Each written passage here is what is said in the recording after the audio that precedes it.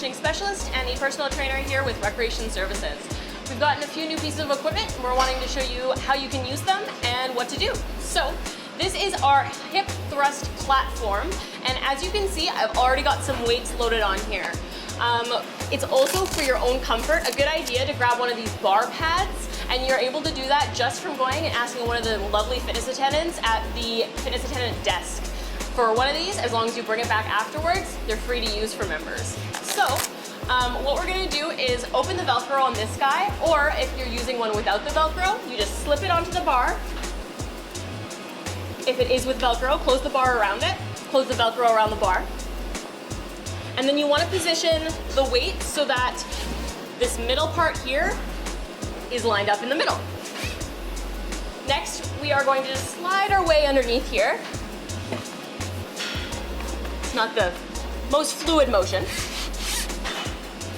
You want to line your back up so that your scapula or your upper back is a little higher on here, because you're going to find that if you're too close, your neck is too close to the bar, to the pad, pardon me, that you're not going to be able to perform the movement. You might slip down and actually hit your head. We don't want that to happen. So make sure that you're able to get your elbows up on here, and that's a good indicator for a good height to be at. Next, we're going to make sure that the bar is lined up between our ASIS, which is the front little bony part here in your hip bone, and obviously lower than that. So just make sure that you're just below those two bony parts right there in your hip. And then again, making sure the elbows are up. We're going to get our feet about hip width apart. You'll see the weight will rise up a little bit here. Make sure that everything's nice and stabilized. And all you're going to do is push forward with your hips, engaging the glutes. Hold that there for about 2 seconds and then come back down. So we'll just do a set here really quickly so you can kind of see how it looks. You'll notice that I'm holding the bar too, so that when I go up, it doesn't roll towards me very uncomfortably. So bracing the bar here will also help for comfort's sake.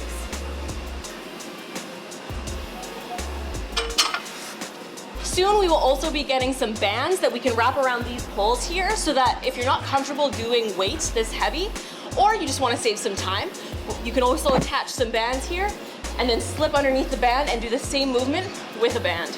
If you have any questions about this piece of equipment, you can always ask the fitness attendants in the blue shirts. Have a great day. We'll see you later.